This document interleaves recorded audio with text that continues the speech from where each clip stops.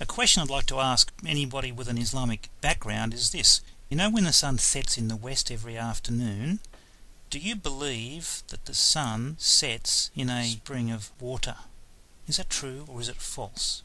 If you are educated, you will say that is certainly false. The sun does not set in a spring of water. But in Muhammad's time, nobody knew where the sun went every afternoon. They saw the sun rising in the east in the morning and setting in the west every afternoon. And they had no idea where the sun was going until Copernicus and Galileo came along in the 1600s. Muhammad came along and Muhammad said, "I am a prophet of Allah." And people said to Muhammad, "Well, if you are a prophet of Allah, please tell us where does the sun go every afternoon?" At this point, Muhammad had two choices. The first choice he could make was he could say, "Well, I do not know where the sun goes," and people would say then, "You are a false prophet. You should know if you're a true prophet of Allah, and if you're a false prophet, you go to hell." But he didn't want them to think that. That would have damaged his claims of being a prophet. So the second choice Muhammad had was to guess or to make something up, and that's what he did in the Quran, Surah Kaf, or Surah 18, verses 83 down to verse 90. And in this passage he's talking about a historical character called Zulkarnain, which could be Alexander the Great. And it's Allah speaking because of the word say in 83. Say, "I shall recite to you something of his story. Verily, truly," this is meant to be a true historical account, "we, Allah, established him in the earth, and we, Allah, gave him the means of everything. So he followed a way," that means a road, "until when he reached the setting place of the sun, he found it, the sun, setting in a spring of black muddy hot water." Now, we notice the problem in verse 86 where he reached the setting place of the sun. We ask the question today, where is the setting place of the sun that the Quran tells us about? There is no setting place of the sun. The sun does not set in Tehran or Mecca or Moscow or Sydney. There is no place where the sun sets. That's the first big mistake in the Quran in this passage here. The second big mistake is it says that Zulkarnain found the sun setting in a spring of black muddy hot water. This, to an educated person, is completely false. The sun does not set in a spring of black muddy hot water. Muhammad did not know how far away the sun is, about 150 million kilometres, nor did Muhammad know how big the sun is, about 333,000 times more massive than the earth. He thought the sun's size was what appeared to the naked eye, and he thought the sun set in a spring of black muddy hot water. And he talks about the rising place of the sun, rising on a people for whom we provided no shelter.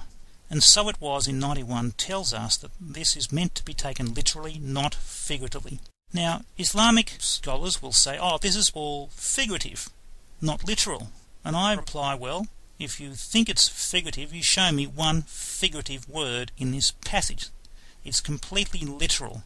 It's a literal Zulkarnain following a literal road, coming to a literal place where the sun sets, and seeing the literal sun setting in a literal spring of hot water with a literal people nearby, that he has a choice of punishing them or treating them with kindness. There's not one figurative word or thought in the passage. It's entirely literal, meant to be taken at face value. And so we look at this passage and we conclude four things. First, we conclude is this big mistake proves that the Quran is a false, fake, lying book. Secondly, this mistake proves that Muhammad is a false, fake, lying prophet. This mistake proves that Allah is a false, fake, lying God, not the true God, because the true God would never say something foolish as this, because he knows better. And it proves, fourthly, that Islam is a false, fake, lying religion, and you can throw Islam and the Quran in the rubbish tin of history. The second question I'd like to ask anybody with an Islamic background is, the Quran says in Surah 36, verse 38, Surah Yasin, the sun hastens to its resting place. I'd like to ask, where is the resting place of the sun? Does the sun rest in Sydney or New York or London or Mecca? No, there's no resting place for the sun. The sun does not go to sleep. People go to sleep and rest, but the sun does not. This also proves the Quran is a false book, and Muhammad's a false prophet, Allah's a false God, and Islam's a false religion, and you can reject it. The third question we'd like to ask anybody with an Islamic background who believes the Quran is the question of how does a baby develop in the mother's womb? In the Quran, in Surah Believers, number 23, verse 14, we read Allah speaking and telling us how a baby forms in mother's womb. Then we made the nutfa, or an embryo, into a clot, a piece of thick coagulated or dried blood, Then we made the clot into a little lump of flesh. Then we made out of that little lump of flesh bones. Then we clothed the bones with flesh. We ask the question here, what is a clot of thick coagulated blood? Well, if you cut your hand and blood comes out, you get a tissue and you dry the blood and it becomes dead blood, a scab, or dead blood cells. Now, we know a baby today forms through a sperm and an egg combining to give a fertilized egg or an embryo, a zygote. Now, this cell continues to divide and divide until a baby is born in 9 months. But you see, Mohammad did not have a microscope to look inside a mother's womb to see how a baby develops. He guessed, but he once again guessed wrong. He thought that the baby went through a stage or passed through a stage of being thick coagulated dried blood. A baby did not pass through a stage of being dead blood cells or dried coagulated blood. It was always living, dividing cells.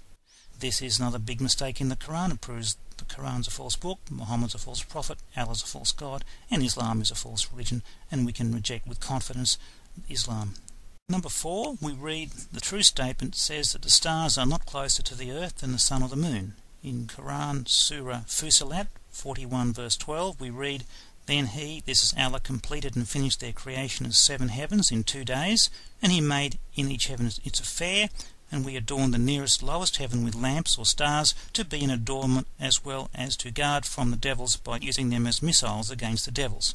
The first problem with this passage is it talks about 7 heavens, but the Quran never defines what these 7 heavens are. The Bible tells us there are 3 heavens: the atmosphere, birds fly in the heaven; second heaven is space, stars in the heaven; and the third heaven is where God's throne is and Christians die. We go to the third heaven.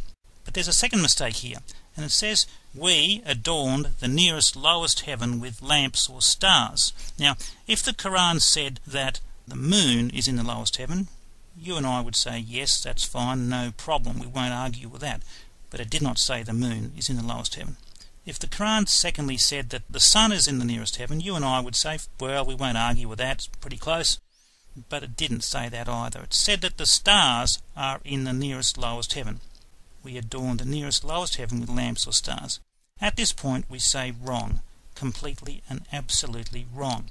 Muhammad did not know how far away the stars are, nor did he know how big the stars are. The nearest star is 4 light years away, about 40 trillion kilometres, and some of the distant stars are 13 billion light years. That is an unbelievably great distance. And some of the stars are many times bigger than our sun itself. And the stars are certainly not used as missiles to fire at the devils.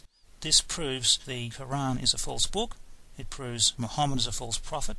It proves Allah is a false God, and it proves Islam is a false religion, because Muhammad thought the stars' true size was what they appeared to the naked eye, whereas in reality they were much bigger and much further away than Muhammad ever thought. So educated people today would reject the Quran and Muhammad on this error alone. The 5th error in the Quran is in Surah Kaf, that's chapter 50, verse number 6. The true statement we want to make is that the sky is not a solid dome with no cracks in it. Muhammad did not know the sky was gas. Here we read in the Quran, "Have they not looked at the heaven above them, how we have made it and adorned it, and there are no rifts or cracks in it?"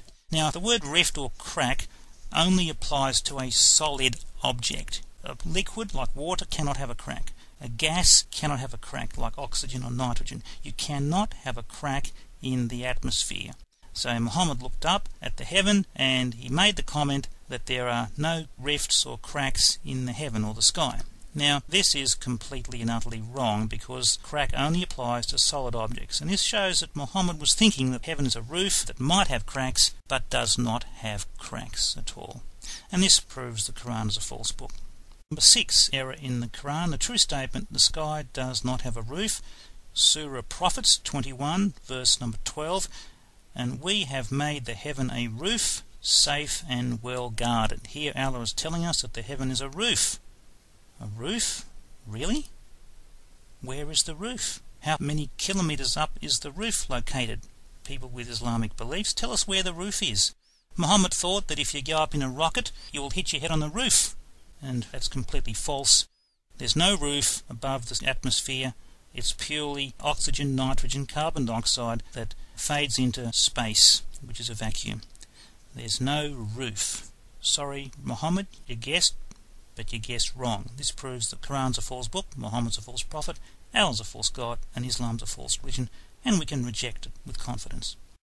The seventh error, the true statement says that the heaven cannot fall onto the earth because the Quran in Surah Pilgrimage 22 verse 65, we read in the Quran, He, that's Allah, withholds or stops the heaven from falling on the earth except by his leave. So people asked Muhammad, well, if heaven is a roof with no cracks in it, what is holding up the roof? Something must be holding up the roof. It can't just be sitting there by itself. Something's got to be holding up the roof. What is it? Muhammad at this point did not know what is holding up the roof. So whenever he didn't know anything, he always would say something like, Allah stops the heaven from falling on the earth. Now this statement, if you think about it, is completely and utterly false. For the first reason, there is no roof, and secondly, it's not held up by Allah, it is pulled down by gravity. The atmosphere of oxygen and nitrogen and carbon dioxide is pulled down by gravity. It's not a case of Allah stopping it from falling onto the earth, it's fallen down by gravity, because there's no solid roof, it's a gaseous atmosphere of oxygen and nitrogen and CO2. So because of this mistake in the Quran, we can say that the Quran is a false book, Muhammad's a false prophet, this proves Allah is a false god, and it proves Islam is a false religion, and you can confidently reject Islam and the Quran and Muhammad. The eighth problem with the Quran is summarised by the true statement that hail does not come from heaven's mountains. If we look at Surah Light, number 24, verse 43, we read, From heaven's mountains he, this is Allah, sends down the hail, pelting it with whom he will, and turning it away from whom he pleases. We ask the question here, where is the hail coming from? People in Muhammad's time did not know where hail came from. Today we know that hail comes from water freezing in the clouds into ice particles which drop down onto the ground. But in Muhammad's time nobody knew where hail came from, so they asked Muhammad, where does hail came from? And once again Muhammad guessed, but he guessed wrong. He says from heaven's mountains he sends down the hail. Hail does not come from heaven's mountains. There are no mountains in the sky that drop down hail. Have you ever seen Mount Everest floating by and dropping down hail? Never. This is completely false. Muhammad guessed, but he guessed wrong again. And this proves four things. Number one, it proves the Quran's a false book. It proves Muhammad is a false prophet. It proves Allah is a false god. And Islam is a false religion, and you can confidently reject Islam and have a better life. The ninth error that we want to look at in the Quran is summarised by the statement, the earth is not flat as a bed. Surah Taha 20 verse 53 we read, Who, this is Allah, has made the earth for you like a bed spread out. The earth is not flat like a bed spread out. The earth is a ball or a sphere. Knowing what we know today, we would never say the earth is flat like a bed spread out. In Muhammad's time, people thought the earth was flat. But today we know that it's not flat, but it's a sphere. Muhammad guessed, but he guessed wrong, because that was a commonly held false belief of a flat earth in Muhammad's time. This proves Muhammad's a false prophet, it proves the Quran is a false book, it proves Allah is a false god, and it proves Islam is a false religion, and you can reject Muhammad, Islam, the Quran, and Allah with confidence. The 10th error we'd like to look at in the Quran is summarised by the statement, Earth is not fixed, but is moving through space. If we look at Surah Ant, number 27, verse 61, we read as follows, Is not He, Allah, better than your gods, who has made the earth as a fixed abode? Abode means a place to live. Now, the earth is not a fixed place. The earth is moving. The earth is spinning on its axis once every 24 hours. The earth is orbiting the sun once every 365 days. The earth is moving through space in the galaxy. To say that the earth is fixed is a false statement, and the true God would never make such a false statement as this. It feels fixed, but today we know it's not fixed, but it's spinning on its axis, orbiting the sun and moving through space. This proves the Quran's a false book, Muhammad's a false prophet, Allah's a false god, and Islam is a false religion, and we can reject Islam and the Quran and Muhammad and Allah with confidence and look for truth elsewhere.